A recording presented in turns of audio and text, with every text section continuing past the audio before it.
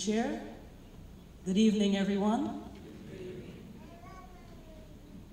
One of the things I suspected will happen is that there'll be a lot of repetition because, we have some very big brains up here.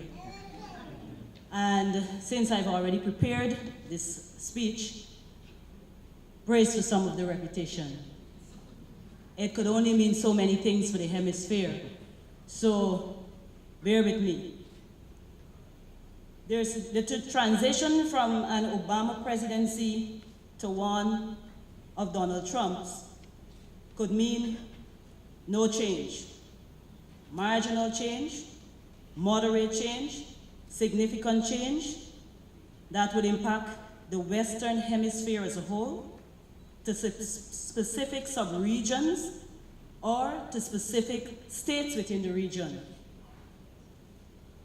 In his remarks at a sitting of the General Assembly of the Organization of American States in November of 2013, Secretary of State John Kerry noted that in the early days of our republic, the United States made a choice about its relationship with Latin America.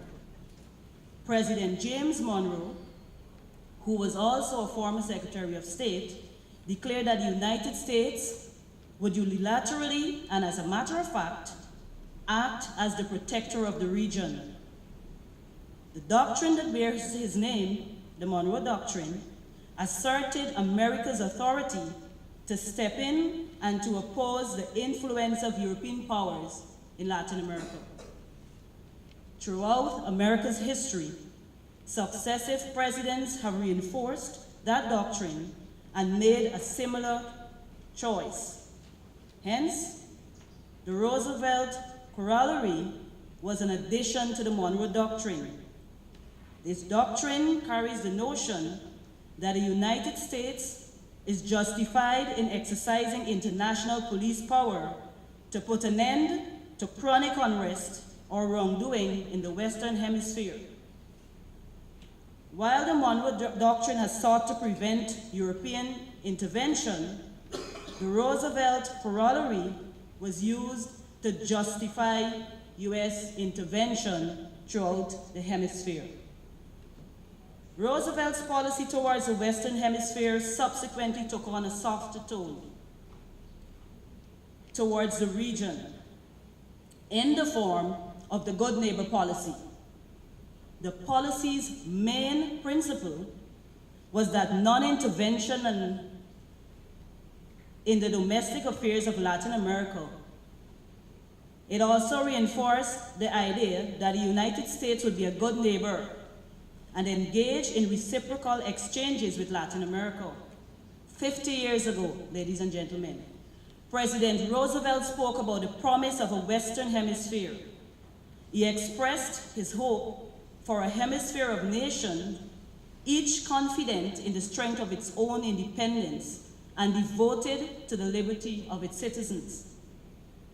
He noted that throughout our shared commitment to democracy, we collectively present a vivid example to the world that diversity is strength, that inclusion works, that justice can reject impunity, and that the rights of individuals must be protected against government overreach and abuse.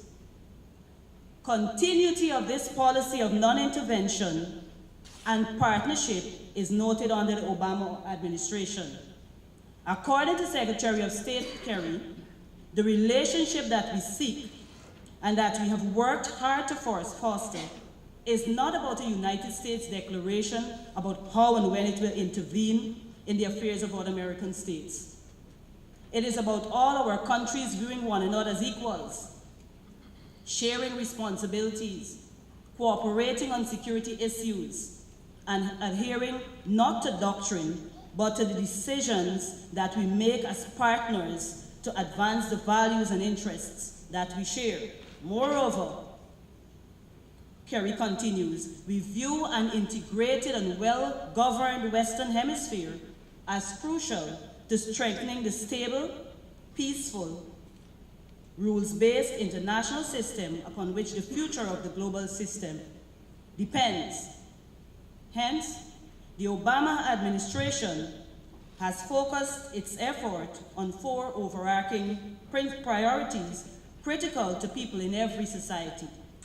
These priorities are promoting social and economic opportunities for everyone, securing a clean energy future, ensuring safety and security of all our citizens, and building effective institutions of democratic governance. The Obama administration also utilized a piecemeal approach to the Western Hemisphere. Given the unique attributes and challenges that different opportunities for U.S. policy, Arturo Valenzuela, Assistant Secretary to the Bureau of Western Hemisphere Affairs, in his remarks to the Latin American Studies Association in Canada in 2010, noted that it should be clear that the way we address these policy priorities take into account the unique national and sub-regional contexts. We are mindful that it is a serious mistake to look at all the countries of the Americas through a similar prism, and that the US should not adopt a cookie-cutter approach or a one-size-fits-all strategy for the region. The realities of Brazil and the Andean region and the Southern Cone are vastly different, as is true for Mexico, Central America, and the Caribbean. In order to be relevant, our policies must be tailored to the specific challenges and needs as they apply in each case. From the above statements, a number of policy priorities have been advanced for the region by the US generally, and specifically under the Obama administration. The most notable being the support for democracy and democratic institutions, and to this end, encouraging and supporting national democratic reforms, the self-determination of states, respect for and the promotion of basic human rights and fundamental freedoms, strengthening security, strengthening economic ties, supporting education, a support for climate change, and to this end, encouraging clean energy, to name a few. Evidence of these policies under the Obama administration can be found by examining the policies and state practice of the US vis-a-vis the Western Hemisphere as a whole, or regions and states within the bloc under President Obama. Now, President Obama is soon to demit office, and the continual legacy of his policies remains uncertain. Hence, I wish to dedicate the next few minutes towards highlighting 3 of President Obama's policy towards the Western Hemisphere. These are security, immigration, and climate change. I will then juxtapose these policies with the proposed policies of the United States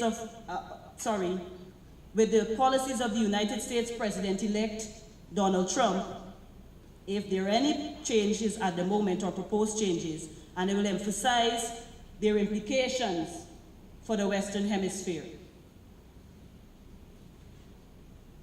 I'd like to turn your attention to Western Hemispheric security under the Obama administration, and then I will try to assess, or we'll try to assess whether or not we will have changes or there'll be continuity under the Trump's presidency.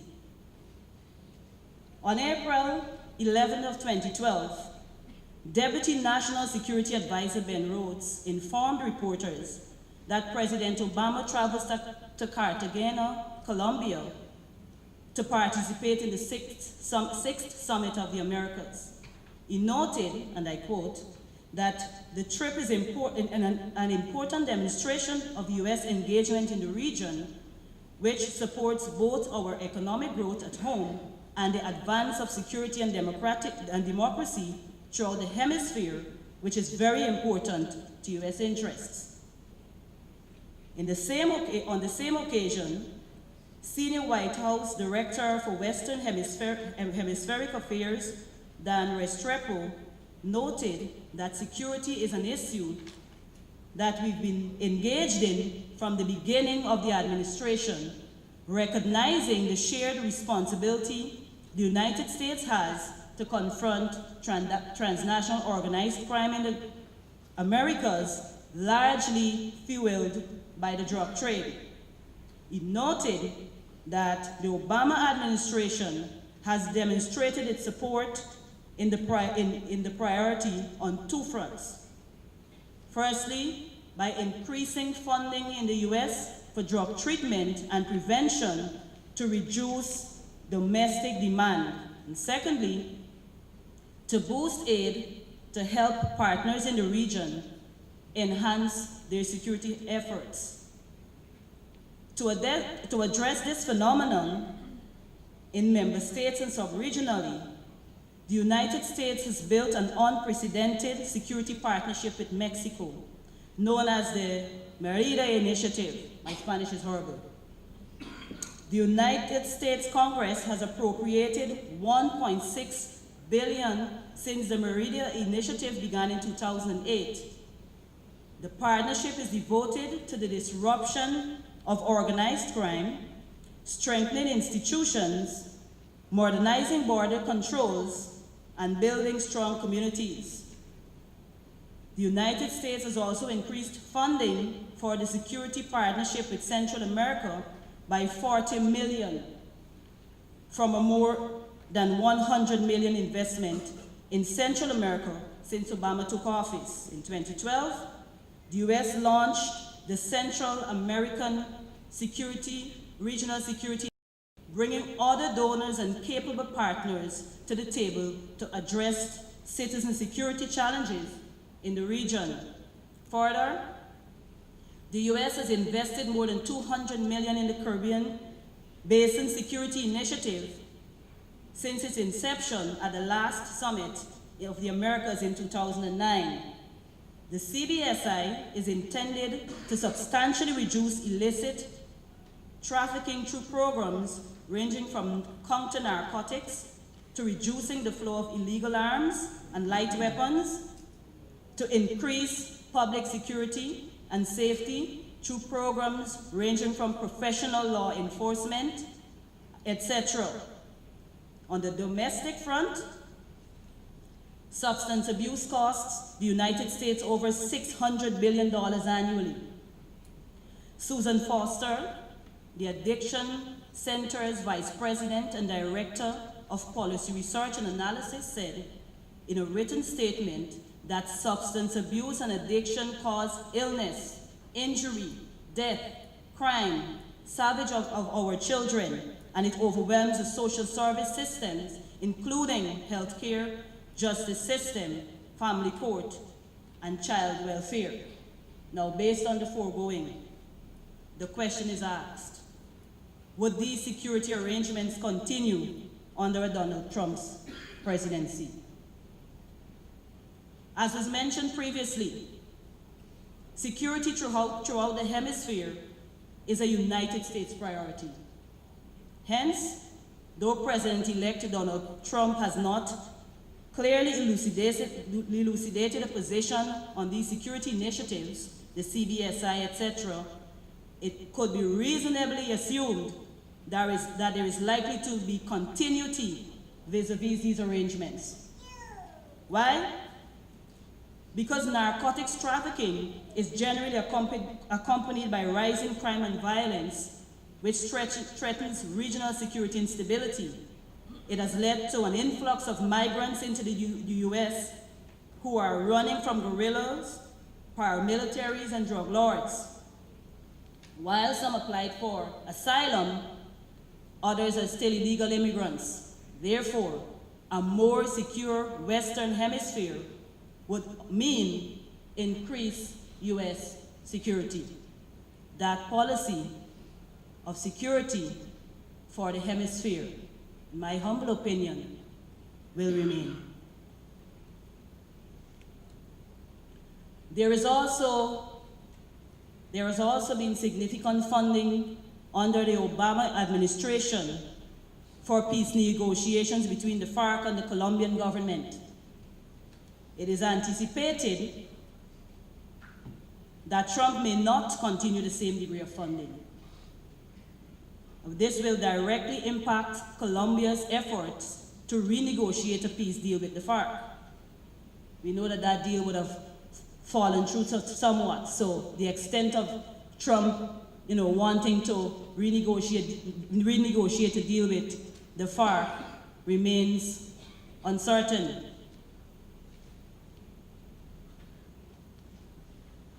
Immigration is one of the other areas that I wish to look at because it has implications for a lot of us, guilty of receiving remittances every month.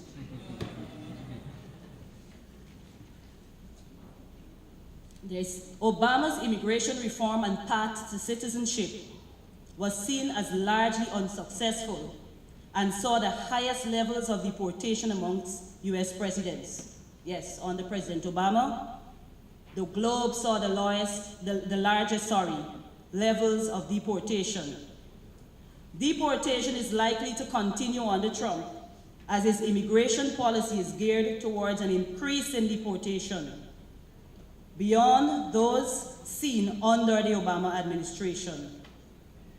On the program 60 Minutes aired on Sunday, November 13, 2016, President-elect Trump was quoted as saying that he plans to immediately deport or incarcerate approximately 2 to 3 million persons. I talked about the repetition. Should this policy be implemented, it presents political, economic, and sociocultural implications, perhaps amongst others, for the region. Politically, security concerns will heighten in the various receiving states, and questions of how to reintegrate these returnees and the increased demands they place on the social services are raised. Economically, a large number of returnees would mean an increase in the demand for employment in a region already plagued by high levels of unemployment. Heightened levels of unemployment have social consequences: increased poverty, increase in crime, poor access to social services, all of which place an added burden on receiving states' limited resources. Trump's immigration policy also has consequences for remittances, and I'm worried here. Very worried. Since the ability to live and work will be impacted. Family income from remittances will also be disrupted, since large numbers of households within the region rely for sustenance on these remittances. Increased poverty and crime may also be the situation for some countries with large number of returnees. I'm sure our governments are taking note. The extent of Trump returning the millions can only be seen in time. Finally, what does President-elect Donald Trump have to say about climate change? What is his position as opposed to President Obama's position on this issue? The Obama administration embraces the notion that climate change is real and that it is happening. According to the White House, the record, President Obama believes that no challenge poses a greater threat to our children, our planet, and future generations than climate change, and that no other country on earth is better equipped to lead the world towards a solution. That is why, under President Obama's leadership, the US has done more to combat climate change than ever before. The devastating effects that droughts can have on farmers' harvests, the heavy price tag that comes with rebuilding communities after a catastrophe, After every earthquake or tropical storm tears through them and leaves a trail of destruction in their wake, as billions of people see their food and security supplies affected. That is why President Obama unveiled a new climate action plan to drive more aggressive domestic policy on climate change than ever before. Many other nations in the Western Hemisphere are also working hard to do their part, according to the record. The United States has collaborated with more than 24 countries in Latin America and the Caribbean in order to support effective programs to address the realities of this grave threat. What is the future? The future of hemispheric support for climate change is, however, under threat from President-elect Trump. Robert Stavins, director of the Harvard Project on Climate Agreement, noted that President-elect Trump may indeed be able to reverse the course on the climate change policy. It is no secret that President-elect Trump is a climate change skeptic. He dismissed the climate change as a Chinese hoax. Hence, his plan includes canceling United States participation in the Paris Climate Agreement and stopping all American funding of United Nations climate change programs. It also includes abandoning the Clean Power Plan, a mainstay of the Obama administration's approach to achieving its emissions reduction to target for carbon dioxide under the Paris Agreement.